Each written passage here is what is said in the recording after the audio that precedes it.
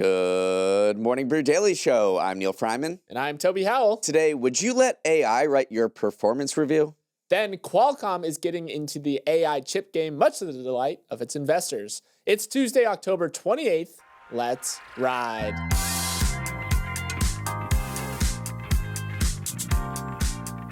Good morning. Happy Tuesday. Today, October 28th, is really quite special, and not just because it's Julia Roberts' birthday.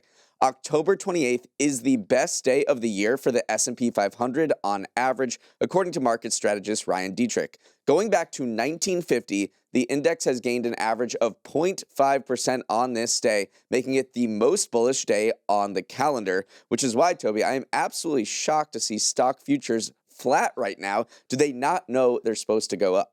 They do not know. They do not behave. First of all, this is replacing horoscopes in my mind going forward. I don't care if you're a Leo or a Pisces. Give me the S&P average return on your birthday and I will know your personality. Neal, August 21st, I looked this up. A slight 0.4% loss. That means you're stable, reliable, nothing too flashy, and maybe a tad pessimistic. Myself, February 24th, 0.11% gain, optimist, great hair, impeccable sense of humor. And if your birthday is today, like Julia Roberts, happy birthday. You're the life of the party because you make everyone richer. And now a word from our sponsor, Disney Campaign Manager. Fandoms are everywhere. You name a show, movie, or public figure, and it probably has its own niche fan club. For instance, I am the founder of the Hair and Makeup Search Party. More on that later. What I'm getting at is if you're a marketer, you can get in on the perennial cultural conversation that fandoms run with Disney Campaign Manager. It enables a single campaign to run seamlessly across Disney, Hulu, and ESPN digital platforms, reaching multi-generational and cross-demographic audiences in one buy. Tap into true cross-platform storytelling and the ability to connect with diverse fandoms at scale. Learn more and get started at DisneyCampaignManager.com. That's DisneyCampaignManager.com. The government shutdown, now on day 28, is taking a serious toll on people's daily lives and the economy, and it could get a lot worse by the end of the week.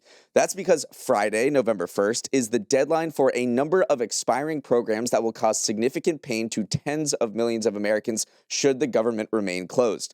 On that day, $9 billion of SNAP benefits, or food stamps, will not be sent to more than 40 million Americans, something that's never happened before in modern U.S. history. American troops will also miss their next paychecks on Friday, and people looking for health care under the Affordable Care Act will see major price increases in premiums. And it seems like things are hanging by a thread right now. More than 8,000 flights were delayed across the country on Sunday, joined by thousands more yesterday because absences by air traffic controllers who aren't being paid.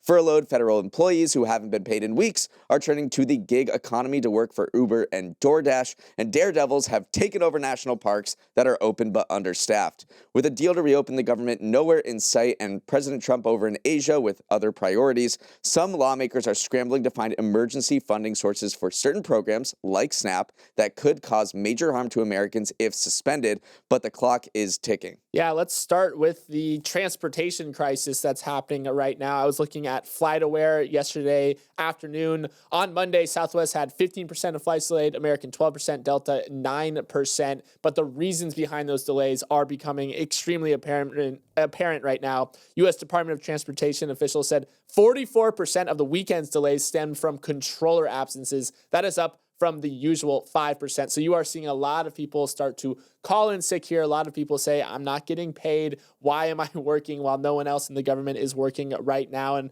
the FAA is already dealing with, a shortage crisis. They think they're 3,500 air traffic controllers short of targeted staffing levels right now. So again, if you are a normal everyday person, you're wondering how the government shutdown affects you, flight delays are going to be one of the things that are increasing in volume right now. Yeah, right now there are 730,000 federal employees working without pay because of the government shutdown. Air traffic controllers and TSA agents included. Another 670,000 federal workers are furloughed without pay. So they are not working. They are also not getting their paychecks. Let's move to SNAP. So about 1 in 8 U.S. residents get an average of $187 a month through the Supplemental Nutrition Assistance Program. That's called SNAP. It's the country's largest anti-hunger program. Funding is going to lapse on November 1st, on Friday, if the government doesn't get their act together and reopen open. This is uncharted territory. This has never happened before where there's a funding lapse of SNAP, and there's a lot of bickering going on between hunger nonprofits and the USDA, which runs the program. Hunger nonprofits say there are emergency contingency funds that you can dip into in order to get this $9 billion out the door on November 1st onto these debit cards to replenish funds so people can go buy food. The USDA has shot back saying, no, that is illegal. We are completely tapped out. So there's a lot of fight. Meanwhile, a hunger crisis is potentially brewing should these payments not go out. Food banks across the country are staffing up. They're seeing a lot longer lines from a lot of those furloughed workers who are not seeing a paycheck, and that could only, grow into a much more damaging situation should these checks not go out on Friday. Right. You mentioned that these contingency funds right now, they're saying they're not legally available because they said that they're earmarked for emergency situations, and a government shutdown doesn't classify as an emergency situation. That leaves about a $4 billion shortfall right now. The SNAP program needs about $9 billion monthly to stay solvent. So obviously the program is a little short to stay solvent as of right now. There are some bills that are being floated right now. Senator Josh Hawley introduced a bill to temporarily fund SNAP through the shutdown, but it hasn't necessarily advanced. We are seeing some stopgap bills starting to come, both to address, the air traffic controller situation. Ted Cruz is trying to get one passed that would pay air traffic controllers specifically during the shutdown, while this one is trying to fund a SNAP through the shutdown. But those bills haven't garnered a lot of attention as, still the broader shutdown is the main focus here. And meanwhile, the shutdown is having some bizarre secondary impacts in ways you might not expect, such as base jumpers taking over Yosemite National Park. Typically, it's been rare to see people hurling themselves off El Capitan with nothing but a parachute, because that risks a $5,000 fine and up to 6 months in jail. But half of all workers at Yosemite have been furloughed, and enforcement of illegal base jumping is down. So since the shutdown started on October 1st, visitors to the park have noted with amazement that they're seeing base jumpers fly over them in broad daylight with little fear of getting caught and little fear of much else, apparently. As one climber said, when the cat's away, the mice will play. I learned two things when I saw this story. One, base jumping is an acronym. I always just thought it meant jumping off something big. It means buildings, antennas, spans, and earths, which is a great trivia fact. And two, I didn't realize that so many people just love this sport, and that the only thing holding them back was one, the fear of fines, the fear of jail time. I guess that all kind of goes into making the entire experience something thrill-seeking. But yeah, fascinating to see how people react in times of shutdowns. This is not something that you necessarily think about at the top of your list of what happens during government shutdown, but all the power to the people jumping off El Cap. I've seen Free Solo. I do not want to mess with that wall. At least they have something attached to their back versus Alex Honnold with nothing at all. All right, moving on. It's almost performance review season, everyone's favorite annual tradition when you have to make up a bunch of things you accomplished at work this year to present to your uninterested boss. Or here's another idea. AI could do that for you, which is more along the lines of what JP Morgan is thinking. According to the Financial Times, JP Morgan is giving workers the option to use its in-house AI system to help them write end-of-year performance reviews. The goal is to make the process more efficient. JP Morgan Chase has more than 300,000 employees around the world, and that's a lot of shareholder value going down the drain when each one of them has to set aside time to explain whether they hit their 2025 goals. It could work. Boston Consulting Group has already instructed employees to use AI for performance reviews, which cut down writing time by 40%. Toby, we're seeing AI creep more into the workplace, and it's no surprise it's disrupting the lowest hanging fruit, performance reviews, something no one likes doing. Yeah, when I first read this headline, I thought it's just the worst idea ever, because performance reviews hypothetically should be something that you are spending time thinking about, because this does have to do with both reviewers and reviewees. It should be something that you do spend time thinking about. But if you are a bank and you're thinking about time equals money, then cutting down the time people are putting into these performance reviews, maybe they weren't putting their entire effort into it in the first place. That does lead to freeing up more time to work. Also, some standardized feedback could be good in this scenario right now, instead of playing favorites. If you just have an LLM that kind of level sets everything, that it won't lead to a manager saying like, oh, I like this employee better than this employee. It will just kind of standardize everything. So those are some potential benefits, even though on the surface it does feel a little inauthentic and a little icky to have AI creeping into this more personalized aspect of the work experience. And right, like what's the point of doing a performance review if you have a bot do it for you? That said, if it is a part of the workplace and I still need to do it, then sure, I'd have a bot do it because honestly, I hate doing them. And I'm sure a lot of people listening feel the same way. And then speaking of AI infiltrating the workplace, here's another consequence of that your accounting department is probably dealing with right now: fake expense receipts. Expense software platforms are warning of a surge in fraudulent expense receipts created by employees using new AI image generation tools from companies like OpenAI and Google. According to the Financial Times, the fintech company Ramp said that it flagged more than $1 million in false invoices in 90 days, while AppZen said that about 30% of the fraudulent receipts it catches are generated by AI. And it makes sense. If you're trying to cheat your company out of money, why burn your retinas trying to Photoshop a fake receipt when you can just type in AI prompt, "Write me a receipt for a dinner I had with clients at the Capitol Grill. We ordered 6 Wagyu tomahawks and 9 bottles of wine. Thank you."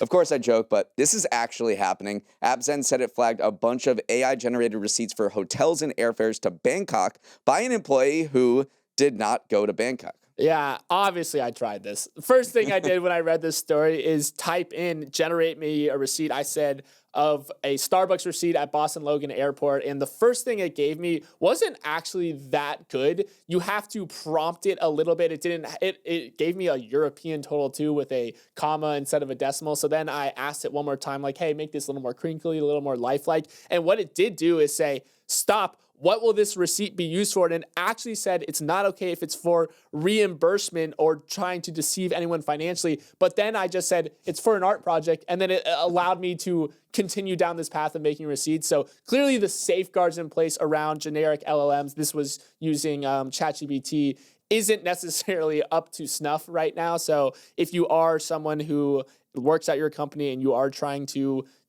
get ahead of this corporate fraud, a new frontier or something like that, I do feel for you because of the barrier to entry. Like back in my day, you had to Photoshop it manually. Now it's a lot easier to just type in a sentence and have it generated for you. And of course, the only way to fight AI is with AI. So these companies, these expense software platforms are going to be beefing up their AI flagging systems because that's the only way that you can possibly tell that something is fake. The naked eye just won't do it. There is metadata included in these images by OpenAI and Google. They say, like, you know, behind the, if you dig into the data that says this was created by an AI image generator, but all you have to do is take a picture of that and then the metadata goes away. So there's going to be an AI arms race between the companies and these scammers over fake receipts. Moving on. If anyone grew up playing Super Smash Bros. Brawl, there's this moment when you unlock a new character where the screen flashes red and a text appears. A new challenger approaches, flashes on the screen. Well, the real-life version of that just happened in the AI chip race with Qualcomm entering the arena.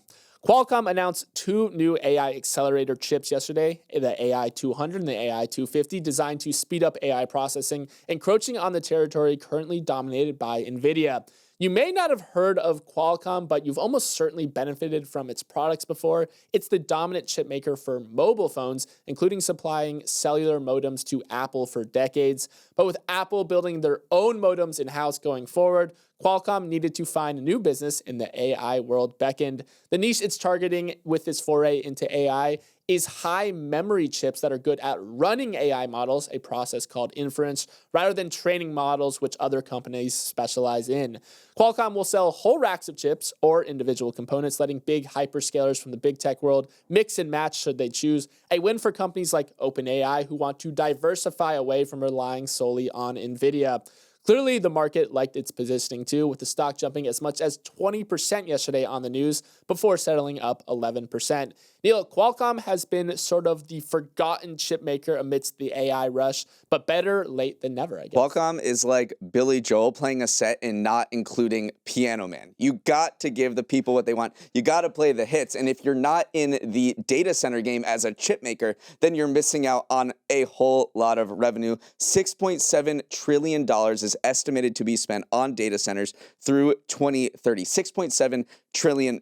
So any little slice of that is a ton of money and a lot of incremental revenue for Qualcomm. And NVIDIA is the dominant company in this space right now. It's going to generate $180 billion from its data center unit this year alone. That is more than any other chip maker, including Qualcomm, will rake in revenue in total across their entire business. So Qualcomm is looking at this saying, yeah, we've been in smartphones for a long time. Let's adapt what we know we do well in smartphones, which is low power use and high memory, and move that into the data center market where this entire industry is going. Yeah, I think that is the big selling point of Qualcomm right now is their memory capacity. They actually have more memory, more RAM per card than NVIDIA or AMD equivalent. So if you are looking to run these models, which again, there are two main things that you do with these AI chips. Either you train models or you run them, called inference. Inference, very costly, not very efficient. So any efficiency gains that you can be made is something that these big hyperscalers are obviously interested in. And Qualcomm is like, hey, listen,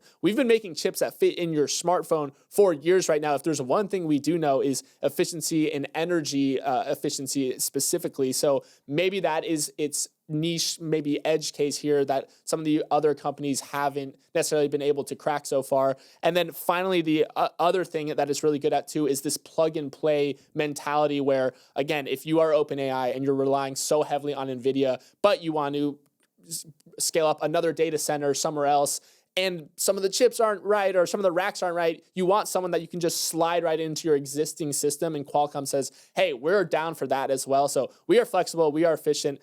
Give us a try is basically the pitch here for Qualcomm. All right, we're going to take a quick break and come back with Toby's Trends. Welcome back to another edition of Toby's Trends, the segment where I take a deep dive into the business world to emerge with a trend that will give your brain a sugar high. And speaking of sugar, today's trend is a deep dive into the recesses of your jack-o'-lanterns because it's all about what's hot in the Halloween candy market this year. The New York Times did a write-up and found that the overarching theme for 2025 is that kids just want to feel something. Flavor maximalism and extreme sensory stimulation are in. That means when you steal some of your kids' candy, you'll be confronted with extreme sour flavors, freeze-dried takes on classic candies, and enough goo-filled nerds clusters to last you a lifetime.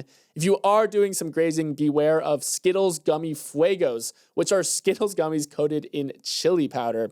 You'll notice that I haven't mentioned any candy bars yet, and that's because these are dark times indeed for chocolate. Cacao prices have more than doubled since 2023, sending chocolate candy prices up nearly 30% year over year, stretching inflation-wary shoppers thin. A surprising comeback story this year is none other than candy corn, which has thrived in the social media era as creators make ASMR candy salads that rack up millions of views of what I can only assume to be hate watches. Neal, what do you think? Would you rather be a kid now with their current candy lineup, or are you sticking to your era? What has Halloween come to? I mean, back in my era, we were going after the big guys. Snickers, Reese's, Twix, and Hershey's. It was physical. It was defense-oriented. It was hand-to-hand combat. It was a pure time. Now that we've moved on to these gummies and sour things, I just don't recognize Halloween anymore. Yeah, it definitely is. Gummies is probably the name of the game at this point. The New York Times kind of tried to frame it as, in this age of social media where kids are just mindlessly scrolling all the time, they just want something new and different, which is why you're seeing these hot candies, these extreme flavors. And it probably is true. The candy market is shifting away from just normal Hershey's bars from your era into something more exciting. Another thing that they mentioned as a trend is that there's this unpredictability element that candy companies are putting in, which is Jolly Rancher Trick Gummies where the colors don't match the flavors, or Sour Punch Ghost Pepper Roulette, which has hidden ultra spicy pieces. Again, one of the themes that we keep seeing pop up here is spiciness, which again, we were saying back in my era, we just stick to the classics. Where's this spiciness coming from? I don't want spicy. I want sweet on Halloween. But yeah, that's another thing, is like trying to inject a little bit of fun, a little bit of unpredictability into your candy purchases. The one thing we can't have on Halloween, though, is healthy, and that seems to be coming too. Overall sales of gummies were up less than 2% this year, but sales of better for you versions that have less sugar and don't have artificial colors surged 54%, and that just doesn't sit well with me. I got to get your take, though, on the candy corn salad ASMR trend here. First of all, are you a candy corn guy? I feel like you might be. I do not like candy corn. Okay, no. good. But it is crazy. They still, the company that makes candy corn sells 22 million pounds of candy corn per year. Is it ironic, or please leave us a DM on Instagram if you love candy corn, because I know you're out there. I don't know if you enjoy it ironically or if it's something that you're like, delicious candy corn, but that trend is never something I can get behind. All right, let's sprint to the finish with some final headlines. Hurricane Melissa is expected to make landfall on Jamaica later today, setting all kinds of records. The Category 5 is the world's strongest storm this year, and it'll likely be the strongest to ever hit the island in recorded history, with maximum sustained winds of 175 miles per hour. Officials are warning of life-threatening conditions from a storm surge of up to 13 feet and torrential rain that could reach 40 inches in some places. Jamaica's Prime Minister Andrew Holness said they've done all they could to prepare, but there's no infrastructure in the region to withstand a Cat 5. Now, the only question is speed of recovery. Right. The Jamaica hasn't had a direct hit from a hurricane in over a decade, let alone from a Category 5. It is expected to be the strongest storm to have hit the island since record keeping began all the way back in 1851. I was looking this morning, meteorologists said that minimum central pressure of the storm decreased from 909 to 901 millibars early on Tuesday. Again, lower the pressure equals stronger the storm. To put that into comparison, Hurricane Katrina's lowest pressure ever was 902 millibars. So this is already a stronger storm than Katrina ever was. Moving on, Amazon is looking to get leaner and meaner, with the e-com giant expected to cut as many as 30,000 corporate jobs across departments. The announcement is slated for today and follows CEO Andy Jassy's push to streamline operations and reduce costs after Amazon's pandemic-era hiring spree. It also reflects Jassy's growing emphasis on using AI to automate tasks once handled by humans, something we've talked about at the factory level, but also a shift he's warned will shrink the corporate workforce over time. Even though the figure represents a small percentage of Amazon's 1.5 million total employees, it does come out to nearly 10% of its roughly 350,000 corporate employees. Neal, we often talk about Amazon's warehouse workers as a litmus test for the broader job market, but now this is a shot across the brow of the white-collar market. Even for Amazon, 30,000 jobs is a lot of jobs. It's going to be the biggest layoffs in Amazon's history, and this was signaled in June by Andy Jassy, who sent this memo that sent shockwaves around the corporate world. He told employees, in the next few years, we expect that this will reduce our total corporate workforce as we get efficiency gains from using AI extensively across the company. This sent off a panic within Amazon and across anybody who works at a desk job, because if Amazon, which employs 1.5 million people, the second largest employer in the United States, is thinking about reducing their workforce instead of increasing their workforce going forward, then what does that mean for the rest of us? So we'll be paying attention to the details of these layoffs today and bringing more tomorrow. It's not easy to make Donald Trump and Joe Biden seem young, but Cameroon is doing its best. Yesterday, President Paul Biya was announced as the winner of the recent election, extending his reign as the world's oldest serving head of state. He's 92 years old, and if he saw out his new term, his 8th, he'd be running the country at nearly 100 years old by the time it was over. Most Cameroonians have never known anyone else as president. It's a very young country with more than 70% of the population below age 35, and this election, which was criticized as manipulated by the opposition, revealed the heightened tensions between the country's youth and its geriatric leadership. Yeah, he is a non-Nigerian. He's ruled Cameroon for 43 years, and I was looking under the Constitution, if the president cannot fulfill its term either through his death or something else, the interim leader becomes the top Senate post, whoever holds that. And the guy who holds the top Senate post is 91 years old and also in poor health. So for a country where, very young median age, the median age is 19 years old, to have two people in their 90s as the two top candidates to lead the country going forward, it is a little bit of a wake-up call. There were protests around because they did not think that this election was fair. So fascinating, though, that this country of 30 million people, of a lot of young people, just has such an old ruling class right now. I wonder if he's bragging about his golf handicap in debates. He looks good, though. I mean, he looks good. We looked at pictures, like he looks fine. All right, that is all the time we have. Thanks for starting your morning with us. Have a great Tuesday. For any feedback on the show, or you just want to get in contact, send a note to morningbrew@morningbrew.com or slide into our DMs on Instagram @MBDailyShow. Let's roll the credits. Emily Milliron is our executive producer. Raymond Lute is our producer. Our associate producers are Olivia Graham and Olivia Lake. Hair and makeup is learning how to base jump in Yosemite. Devin Emery is our president, and our show is a production of Morning Brew. Great show today, Neal. Let's run it back tomorrow.